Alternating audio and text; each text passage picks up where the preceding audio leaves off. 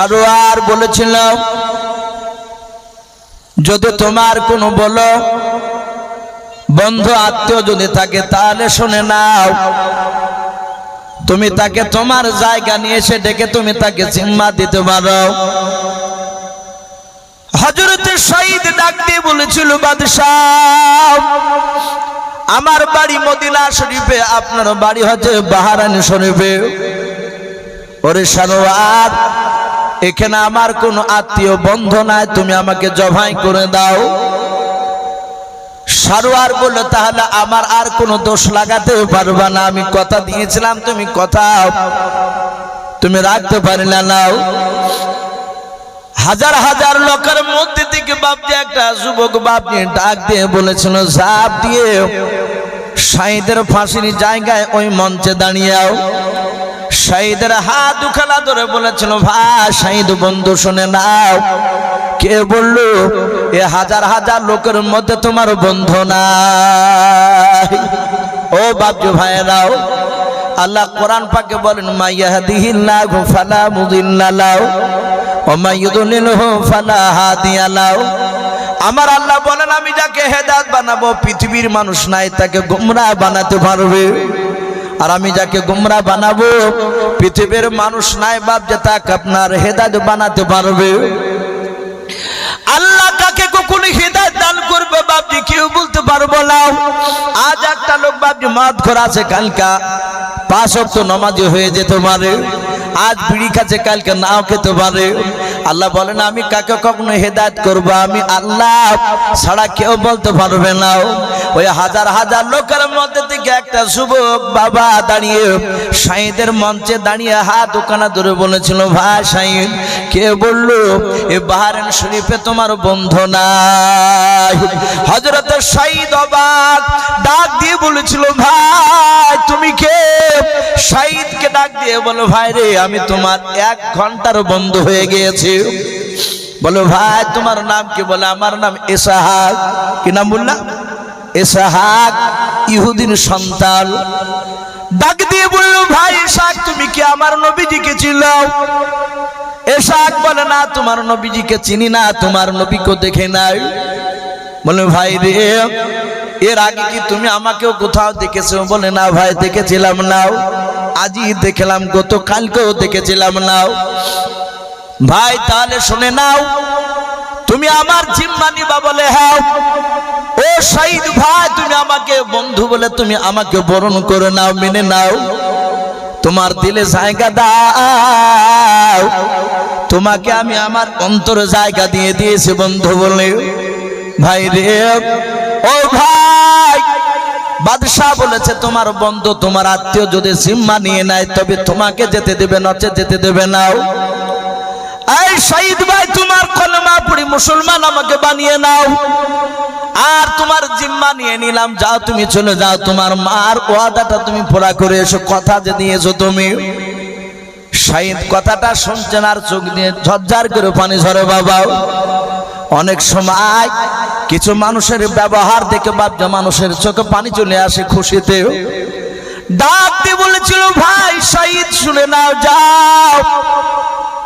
ইসহাককে সাঈদ বলে, ভাই রে আমি যদি না আসতে পারি রে ভাই। বলে ভাই চিন্তা করবা না, বন্ধুর জন্য বন্ধু জান দিবে, আস্তে আস্তে চিন্তা করবা না, শুনে যাও। সাঈদ বাবা ইসহাকের হাত খানা ধরে বাপজি বুকের সাথে জুড়ে ধরে কপালে চুমা দিয়ে বলেছিল, ভাই ইসহাক আমরা নবীজির দিওয়ানা, নবীর সাহাবা, কণ্ঠে জান থাকা পর্যন্ত কথা ওয়াদা খেলাপ করবো না। ভাই রে টাইমের আগে তোমার এই স্টেজে এসে মঞ্চে এসে আমি হাজির হয়ে যাব। আল্লাহর নবী জনাবে মুহাম্মদ রাসূলুল্লাহ সাল্লাল্লাহু তাআলা আলাইহি ওয়াসাল্লাম, রহমতের নবী, দরুদের নবীর সাহাবা। সাঈদ বাপজি আপনার ঘোড়া চাইলো বাদশার কাছে, বাদশাহ ঘোড়া দাও। সঙ্গে সঙ্গে বাবা ওই সারোয়ার ডাক দিয়ে বলেছিলেন, এই ছেলেটার এসাহাকের কি আব্বা মা বেঁচে আছে? এসাহাক বললো আমার আব্বা মা বেঁচে আছে। বলে কোথায়? বলে ওই দেখেন আমার আব্বা মা। সারোয়ারও বললাম তোমার বাপ মাকে ডেকে নিয়ে আসো। বাপ মা ডাকলো, বললো বাদশাহ তোমার ছেলে পাগল হয়ে গিয়েছে, বুঝে তোমার ছেলেকে বুঝে নিয়ে যাও, নাহলে তোমার ছেলে মৃত্যু হয়ে যাবে। আমি সারোয়ার জবান দিয়ে যা বের করে তাই বাস্তবে পরিণত করে দেখায়। ওরে ভাই তোমার ছেলেকে নিয়ে যা, বুঝিয়ে নিয়ে যাও। ওই শাহিদের পাগলা মতো তাকে ধরেছে। হযরত বাপজি শাহিদের সামনে ইসহাকের মা বাপ বলল বেটা বাড়ি চলে আয়, বেটা যাস না, কথা দিস না। বলে মা তুমি চিন্তা করবা না, আমি আমার বন্ধুর সাথে আমি জিম্মা নিয়ে নিয়েছি। মা শুনে নাও, আমি 1 ঘন্টা ধরে ওদের আমি মৃত্যু দেখছিলাম, আর ফাঁসি দিছিল, জবাই করেছিলাম, এক এক করে হাত টানি মারছিল, আমও মেরেছিলাম। মা গো, ওগো মা আমি এর 1 ঘন্টা ধরে আর বক্তব্য শুনেছি। মা আমার মনে হয় এর দ্বারা মিথ্যা কথা বলা সম্ভব নয়, এ মিথ্যা কথা বলতে পারবে না। হযরতে শাহিদ বলল ভাই চিন্তা করবে না, আমি চললাম। শাহিদ বাপজি ঘোড়া চেপে নিল, বাদশার কাছে বলল ঘোড়াটা দাও, যেন আমি দ্রুত বেগে যেন দৌড়ে চলে যেতে পারি, আবার তাড়াতাড়ি ফিরে আসতে পারি। হযরত ইসহাকের কাছ থেকে বাপজি রেখে দিয়া শাহিদ বাপজি আপনার দৌড়ে চলে গেলেন। বাবা জনম দক্ষিণ মার কাছে বাপজি গিয়ে ডাক দিয়ে বলেন আসসালামু আলাইকুম ওয়া রাহমাতুল্লাহি ওয়া বারাকাতুহু। সাহাবারা নিজের মা বাপকে বাপজি সালাম দিতেন, বাপ মা বাপজি সন্তানকে বাপজি সালাম দিতেন, কারণ নবী বলেছেন সালাম দেওয়া দি করলে বাপজি 30টা নেকি পাওয়া যায়। শুধু তাই নয়, দুজনের মধ্যে যেই ব্যক্তি আগে দেওয়ার চেষ্টা করবে বাবা, আল্লাহ খুশি হয়ে আরো তাকে বেশি এক্সট্রা 70টা নেকি দান করবেন আল্লাহ। তাই সাহাবারা শুধু নেকির বাপজি প্রতিযোগিতা করতেন, সাহাবারা বাপজি সালাম দেওয়া দিয়ে করতেন। হযরত শাহিদ রাদিয়াল্লাহু তাআলা আনহুর বাবা নিজের মার দরজার কাছে গিয়ে সালাম দিলেন আসসালামু আলাইকুম ওয়া রাহমাতুল্লাহি ওয়া বারাকাতুহু। সালামের ভেতর থেকে বাপজি উত্তর চলে আসলো, ডাক দিয়ে বলে কে সালাম দেয়? বলে মা আমি তোমার বেটা শাহিদ। হযরত শাহিদের মা দরজাখানা খুলে দিল। শাহিদের বাবা নিজের মাকে ডেকে বলে মা এই ঘরের দরজাতে আমি প্রবেশ করলাম, আমি ভেতর দিকে যাব না, মা তুমি দৌড়ে দৌড়ে তাড়াতাড়ি আমার সন্তানটা নিয়ে এসো। সন্তান নিয়ে আসলেন, শাহিদ বাপ যে কোন নিলাম, নেয়ার পর শাহিদ রাদিয়াল্লাহু তাআলা আনহুর বাবা নিজের সন্তানকে নিয়ে গালে মুখে চুমা দেয়, ডাকে দিয়ে বলে ওরে আল্লাহর বান্দা, ওরে আমার কলিজা টুকরা বেটা, তোর আব্বাকে আর কোনোদিন দেখতে পাবি না জিন্দা। হযরত শাহিদ বাপ নিজের ছেলেকে কোলে নিয়ে বাপ যে চুমা দিয়ে দিলেন। শাহিদের মাকে বলছেন মা সন্তানটা নিয়ে নাও, আমার বিবির কোলে তুমি দিয়ে দাও। যাহাতে বাপ যে দিয়ে দিলেন। হযরত শাহিদ রাদিয়াল্লাহু তাআলা আনহুর বাবা নিজের মাকে ডাক দিয়ে বলল মা গো তোমার চেহারাখানা কপালটা তুমি নিয়ে এসো। আল্লাহর নবী দরদি নবী জনাবে মুহাম্মদ রাসূলুল্লাহ সাল্লাল্লাহু তাআলা আলাইহি ওয়াসাল্লাম নবীর সাহাবা হযরত শাহিদ নিজের মার বাপজি কপালে চুমা দিয়ে দিলেন। বলুন সুবহানাল্লাহ। পৃথিবীর বাপজি কোন মুফতি সাহেব কোন যদি সন্তান যদি তার মার কপালে চুমা দেয় মহব্বতে, এটা আমার মা, তার পায়ে যদি চুমা দেয় কাফের ফতোয়া দিতে পারবে না, মুশরিক তাকে বলতে পারবে না। অনেক মানুষ আছে বাপ তার মা বৃদ্ধা হয়ে গিয়েছে, বাপ বৃদ্ধ হয়ে গিয়েছে, চলতে পারে না, আল্লাহওয়ালা বান্দা তার সন্তান তার বাপের গোসল করাতে গিয়ে গামুছাছে কপালে চুমা দিছে, পা মুছাছে পায়ের তালু চুমা দিছে, এটা আমার হাব্বা, এটা আমার মা। ইমানদার মানুষ এখনো আছে বাপজি মার পাগল সন্তান আছে কি নাই কথা বলে? এখনো আছে কিন্তু কম। এখন আবার মার কাছে বেশি বসলে বিবাহিত পুরুষরা মার কাছে বেশি বেশি বসলে আবার শ্বশুর শাশুড়িতে বলে জামাই ভালো না। বলে কেন? বলে জামাই হচ্ছে মা গড়িয়ে বাপ গড়িয়ে, বুঝতে পারলে? বাপ গড়িয়ে মা গড়িয়ে। বাপজি আমার সোনা লালেরা বাপ মার খিদমত করা লোক এখনো আছে, কিন্তু কম। খিদমত না করা লোক বেশি। হযরতে সাঈদ রাদিয়াল্লাহু তাআলা আনহু তিনি সুমা দিলেন। পৃথিবীতে বাপজি এখনো মানুষ বাপ মাকে সুমা দেয় না, কিছু ভণ্ডা পীরের পায়ে সুমা দেয়, হাতে সুমা দেয়। আমাকে লালগোলায় বাপজি কয়েক বছর আগে জালসা নিয়ে গেছিল, ওরা জানে না যে আমি দেওবন্দি মালতাবা নিয়ে গিয়েছে। নিয়ে যাওয়ার পরে জালসায় বক্তব্য দেওয়ার পরে স্টেজ থেকে বাপজি যখন নামলাম তো দেখছি মানুষ আসছে আর এবার হাতখানা ধরে সুমা দিতে যাচ্ছে। আমি না ভাই সুমা দিবেন না। বলে হুজুর আমাদের হুজুরদেরকে সুমা দিলে তারা তো কিছু বলে না, আর আপনাকে পেয়েছি আপনি সুন্দর ওয়াজ করলেন, আর আপনার কেন হাতে সুমা দিতে দিচ্ছেন না? বললো ভাই না, এই সুমা আমাদের দেওয়াটা ঠিক হবে না, আপনি সুমা আমাদের হাতে দিবেন না, আপনি পারলে আপনার বাপ মার হাতে গিয়ে সুমা দিন। অথচ তার বাপ মাকে ভালো করে খেতে দেয় না। আবার যারা যেসব ভণ্ডা লোকেরা পীরেরা চুমা দেওয়াছে, ওরা বা বলছে তাজিমের সহিত সম্মানের সহিত চুমা দিলে তো অসুবিধা নাই। বাপজি আমার সোনা লালেরা, খবরদার কোনো পীরের হাতে চুমা দিতে যাবেন না। আপনি ভক্তি করবেন, ভালোবাসবেন শরীয়ত অনুযায়ী, তাকে বসার জায়গা দিবে। সে বাথরুমে গেলে যদি বুঝতে পারেন যে সে একটু অসুস্থ, আপনি ভক্তি করে তার বাথরুমে পানি নিয়ে গিয়ে দিলেন, বাথরুমটা পরিষ্কার করে দিবেন আগে পানি ঢেলে। এগুলো ভক্তির ব্যাপার, এগুলো দিতে পারেন, কিন্তু তাই বলে তার পায়ে চুমা দিবেন না, পা ধরে টিপবেন না। অথচ আপনার বাপকে বাপজি খবর নিয়ে আপনি দেখবেন না।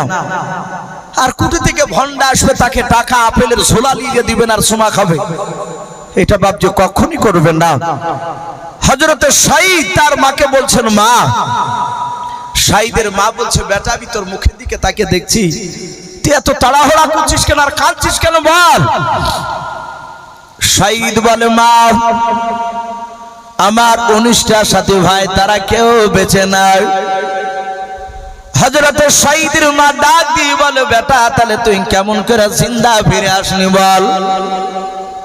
বলে, মা আমি পালিয়ে আসিনি, আমার ফাঁসির জায়গায় এক ইহুদির সন্তান ইসহাক বলে বন্ধু হয়েছে আমার, সে জিম্মা নিয়ে দাঁড়িয়ে আছে। ওগো মা, আমি তোমার ওয়াদাটা পুরা করার জন্য আমি বাদশার কাছে কয়েক ঘন্টা অনুমতি নিয়ে এসেছি। ওই কয়েক ঘন্টার মধ্যে যদি না পৌঁছাতে পারি তাহলে আমার বন্ধুকে জবাই করে দেবে। হযরতে সাঈদ বলে, মা তুমি দোয়া করে দাও যেন সঠিক টাইমে যেন পৌঁছাতে পারি, রাস্তায় যেন আমার কোনো বিপদ যেন না হয় রে মা। হযরতে সাঈদ রাদিয়াল্লাহু তাআলা আনহুর মা ছেলের জন্য দোয়া করে দিল, বলে বেটা শুনে যা, তাড়াতাড়ি শুনে যাও। হযরতে সাঈদের মা বাপজি সন্তানকে বিদায় করে দিয়ে রে বাবা সিজদায় পড়ে গেল নামাজের অবস্থায়। আল্লাহর কাছে সিজদায় পড়ে কাঁদেন আর বলেন, আল্লাহ তুমি কোরআনে বলেছো বান্দারা তোমরা যদি আমার হয়ে যাও আমি আল্লাহ আমি তোমাদের হয়ে যাব। বলুন সুবহানাল্লাহ। কোন বান্দা যদি আল্লাহকে যদি খুশি করতে পারে, আল্লাহ রাসূলকে খুশি করে, আল্লাহকে যদি কেউ যদি রাজি করতে পারে রে বাবা, তার জীবন ধন্য হয়ে যাবে, আর কিছু দরকার নাই। হযরতে সাঈদের মা কাঁদেন আর বলেন, আল্লাহ তুমি তো বলেছো বান্দা তুমি যদি আমার হয়ে যাও আমি আল্লাহ তোমার হয়ে যাব। ওগো আল্লাহ আমি যদি তোমার প্রকৃতি যদি বান্দি যদি হয়, আবিদা যদি হয়, ওগো আল্লাহ তাহলে তুমি আমার দোয়াটা কবুল করো নাও, আমার সন্তানকে ফাঁসি থেকে তুমি হেফাজত করো। বলুন সুবহানাল্লাহ। সাঈদের মা বাপ জানা দোয়া কবুল করে নিয়েছে। হযরতে সাঈদ দৌড়ে বাপ যে আপনারা যাচ্ছেন রাস্তা নিয়ে, গোলাম সারোয়ার হাজার হাজার শ্রোতারা তারা ডাক দিয়ে বলেছিল, ওরে ইসহাক তুই অন্যায় করলি, সাঈদ পালিয়ে গেছে আর ঘুরে আসবে না, সাঈদ চলে গেছে আর আসবে না। ইসহাক ডাক দিয়ে বলল, ভাই চলে না আসলে আমি তো জীবন দিতে রাজি আছি, চিন্তা করবা না, কিন্তু আমার একটু বিশ্বাস বাদশাহ সাইদ যত সময়ের মধ্যে চলে আসবে, সারোয়ার বলল না আসবে না। হাজার হাজার বাপজি লোকের মধ্যে থেকে বাপজি দেখতে পেলাম ধুলায় বাপজি আপনার মনে হচ্ছে রাস্তা বাপজি অন্ধকার হয়ে গিয়েছে। এত দ্রুত বেগে বাপজি ঘোড়া চেপে বাপজি দৌড়ে আসছে সাইদ। একেবারে বাবা কয়েক মিনিট বাপজির সময় রয়েছে, এখনো ওই টাইমটা বাপজি পূর্ণ হতে। হযরত সাইদ বাপজি ফাঁসির মঞ্চে দাঁড়িয়ে ইসহাকের কাছে দাঁড়িয়ে বলেন, ভাই ওরে ইসহাক বন্ধু আমার, আমি তোমার বন্ধু হযরত সাইদ যথা টাইমের মধ্যে চলে এসেছে, ওই ফাঁসি দেওয়ার আগে চলে এসেছে ভাই। তোমাকে ভাই চিন্তা করো না, যা তুমি তোমার জায়গায় চলে যাও।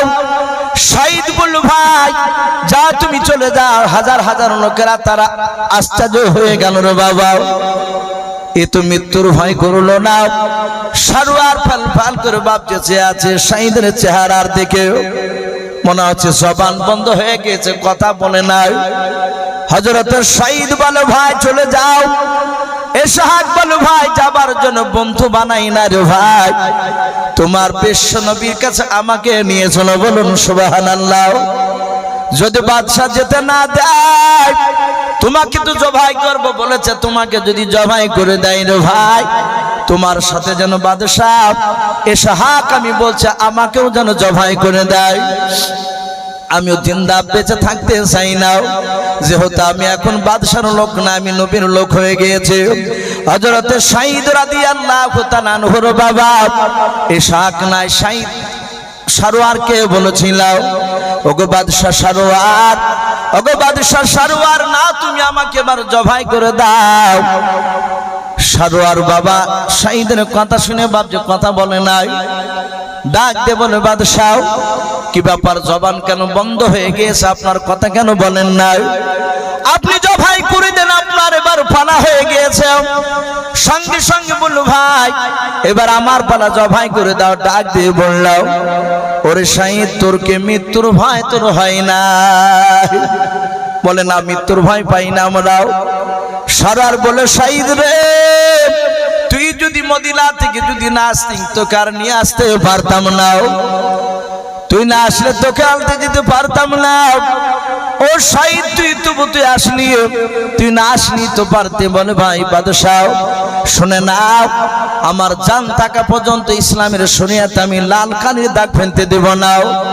ওগো বাদশা নামদার, যদি আমি না আসতাম আমার এই বন্ধুকে যদি তুমি জবাই করে দিতে, ইন্তেকাল করার পর আমি ইন্তেকাল করার পর নবীজি ইন্তেকাল করার পর শুনে নাও, হয়তো শত শত বছর পার পেয়ে মানেরাও আঙুল তুলে হয়তো তারা বলবে আল্লাহ নবীর সাহাবারা, তারা জানের ভয় মিথ্যা কথা বলে তারা পালিয়ে যায়।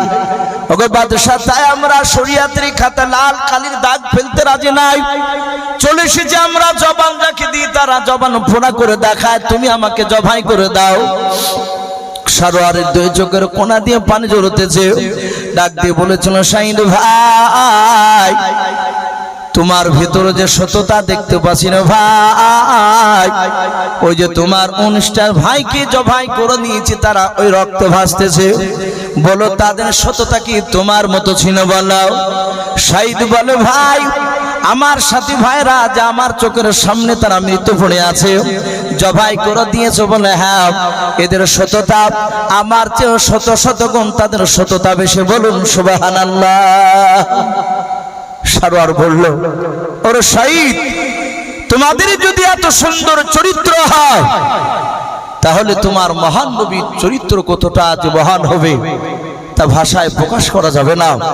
আমি অন্যায় করেছি ভাই সাইদ, আমি তোমাকে আর জবাই করব না, তোমার সাথী ভাইদেরকে জবাই করে দিয়েছি, তুমি একটু দোয়া করে দাও যেন আল্লাহ আমাকে ক্ষমা করে দেয়, আর তোমার কলমা পড়ে আমাদের সকলকে মুসলমান বানিয়ে নাও। বলুন সুবহানাল্লাহ। বাপজি আমার সোনা লালেরা, এ ছিল রাসূলুল্লাহর বাপজি সাহাবাদের চরিত্র। আমি প্রতিটা বাপজি ভাইদেরকে বলবো, আমার সময় প্রায় শেষের দিকে, রাত্রি 10টার আগে বাপজি আপনার 2 ঘন্টা আলোচনা করা কথা। আমি সভাপতি ভাইকে বললাম যে ভাই 10:45টার সময় বক্তা নিয়ে আসবেন, হুজুর বসে আছে।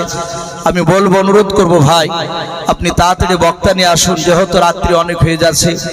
আর রাত্রি বেশিরভাগ দেখা যাচ্ছে 11টার পর মানুষ আর বসে থাকছে না। এই জন্য বলবো ভাই আপনি তাড়াতাড়ি বক্তা নিয়ে আসুন। আমি বলছিলাম আল্লাহ রাসূল সাল্লাল্লাহু তাআলা আলাইহি ওয়াসাল্লামের বাপজি সাহাবা সাইদের চরিত্র দেখে ঈমান এনেছিল। আমার বিশ্ব নবী দরদি নবী জনাবে মুহাম্মদ রাসূলুল্লাহ, সকলে বলুন সাল্লাল্লাহু তাআলা আলাইহি ওয়াসাল্লামের চরিত্র দেখে বাপজি ইহুদি নাসারারা তারা অনেকে বাপজি তারা ঈমান এনেছিল। আপনারা সকলেই জানেন হযরত সাঈদ রাদিয়াল্লাহু তাআলা আনহুর মতো বাপজি আরেকজন দামি সাহাবা যিনার নাম হযরত উরাইকা রাদিয়াল্লাহু তাআলা আনহু, তিনি বলেন যে আমি বিশ্ব নবীর চেহারাখানা দেখেছিলাম, আল্লাহর রাসূলকে আমি আগে চিনতাম না, আমি বিশ্ব নবীকে আগে দেখেছিলাম না, কিন্তু নবীজির এত সুন্দর ব্যবহার, আল্লাহ রাসূলের ব্যবহার দেখে আমি থাকতে পারি নাই। বাপজি এক ইহুদি আমার বিশ্ব নবীর গানে বাপজি থাপ্পড় মেরেছে, নবীজির গানে থাপ্পড় মেরেছে। আল্লাহ রাসূল হাতখানা ধরে বলছেন ভাই তোমার হাতে বুঝি আঘাত লেগেছে। ইহুদি অবাক, ইয়াবা কেমন মানুষ যে আমি একে মারলাম আর আমার হাতখানা ধরে বলছে ভাই তুমি আঘাত পেয়েছো। ইহুদি দেখলো এই লোকটা সাধারণ মানুষ হতে পারে না, ইনি আখির জামানার পয়গম্বর জনাবে মুহাম্মদ রাসূলুল্লাহ, সকলে বলুন সাল্লাল্লাহু তাআলা আলাইহি ওয়াসাল্লাম, ইনি বারহাক নবী আল্লাহ রাসূল। সাথে হাতে বাপজি কলমা পড়ে মুসলমান হলেন, বলুন সুবহানাল্লাহ। নবীর সামনে বাপজি পেছাব, নবীর সামনে মসজিদে নববীর ভিতরে এক ইহুদির সন্তান পেছাব করছে। সাহাবারা মারার জন্য রেডি, নবী বলে না ওকে মেরো না, কে পেছাব করতে দাও। ইহুদি দেখছে আমি পেছাব করছি, মারতে গেল, বারণ করলো, পেছাব করা হয়ে গেল, ইহুদি বাপজি চলে যাচ্ছে। সাহাবারা দেখলেন এত বড় অন্যায় করলো ইহুদি, অথচ আমরা মারতে গেলাম আমাদেরকে বসে দিল, নবীজি কিছু বললো না, তারপরে চলে যাচ্ছে। নবী ডাক দিয়ে বললেন এ ইহুদি বাবা শোনো, ঘুরে কাছে এসে বলছেন কি হলো? ডাক দিয়ে বলল তুমি কি জানো না এটা পবিত্র স্থান, আমাদের ধর্মস্থান? বলে হ্যাঁ জানি। বলে বাবা তোমাদের গির্জায় যদি কোনো লোক যদি পেশাব করে দেয় তাহলে তোমাদের খুশি হবে না কষ্ট হবে? বলে আমাদের গির্জা পেশাব যদি করে আমাদের চোখের সামনে তাকে শেষ করে দেব, আমাদের কষ্ট তো হবেই। রাসূল বললেন ওরকম কষ্ট আমরাও পাই বাবা। এইরকম ধর্ম জায়গায় যারা যে জায়গাটাকে ধর্মস্থান বলে মানে সেসব জায়গায় যারই ধর্ম হোক না কেন স্থান, সেসব জায়গায় পেশাব পায়খানা করতে নেই, নাপাক জিনিস ফেলতে নেই। এই কথা বললো, বলে যাও চলে যাও। বিশ্ব রাসূলের সাহাবারা বাপজি বসে আছে, নবী বললেন এক বালতি পানি নিয়ে এসো। নবী নিজ হাতে বাপজি সাহাবাদেরকে নিয়ে ওই পেশাবটা ধৌত করে দিলেন। নবী বললেন জায়গাটা পাক না না পাক হলো? বলে পাক হয়ে গেল। বলো ক বালতি পানিতে? বলে এক বালতি পানিতে। আমার বিশ্ব রাসূল বললেন তোমরা যদি ওকে মেরে দিতে, আঘাত করলে ও দৌড়ে গিয়ে তার বংশ লোককে বলতো, তারা দৌড়ে আসতো, এতে আমাদের উভয় পক্ষে দুজনের মধ্যে ঝামেলা শুরু হতো, এতে অনেক রক্তপাত হতো। শোনো সাহাবারা তোমরা এইভাবে কাউকার আঘাত করতে যাবে না। ইহুদি বাপজি দরজা দিয়ে বেরিয়ে গিয়ে কাছে বাপজি আপনার কান লাগিয়ে কথাটা শুনছিল, সঙ্গে সঙ্গে বাপজি এসে দেখলো না ইনি মহান রাসূল, ইনি সাধারণ মানুষ নয়। সাথে হাতে এসে বাপজি আবার কলমা পড়লেন, বলুন সুবহানাল্লাহ। এই ছিল রাসূলুল্লাহ চরিত্র। তাই প্রতিটা বাপজি ভাইদেরকে বলবো, ভাই মা বোনদেরকে বলবো, আমরা সকলে প্রথম নাম্বার 5 ওয়াক্ত নামাজ পড়বো, বলুন ইনশাআল্লাহ। নামাজ ছাড়া বাপজি কোনো রাস্তা নাই। 2 নাম্বার প্রতিটা বাপজি ভাইকে বলবো আমরা রাসূলুল্লাহর সুন্নাত অনুযায়ী চলবো, বলুন ইনশাআল্লাহ। আল্লাহ যেন আমাদের সকলকে যেন কোরআন এবং সুন্নাত অনুযায়ী আমল করার তৌফিক দান করুন, বলুন আল্লাহুম্মা আমিন, আল্লাহুম্মা আমিন। ভাই বেশ কিছু কথা আলোচনা করেছে, বলার মধ্যে ভাষার মধ্যে যদি ভুল হয়ে যায়, কেউ যদি আঘাত যদি পান তাহলে ইনশাআল্লাহ ছেলে কিংবা ভাই হিসেবে ক্ষমা করবেন। এই বলে আমার বক্তব্য শেষ করলাম। ওয়া আখিরি দাওয়ানা আনিল হামদুলিল্লাহি রাব্বিল আলামিন। আসসালামু আলাইকুম ওয়া রাহমাতুল্লাহি ওয়া বারাকাতুহু।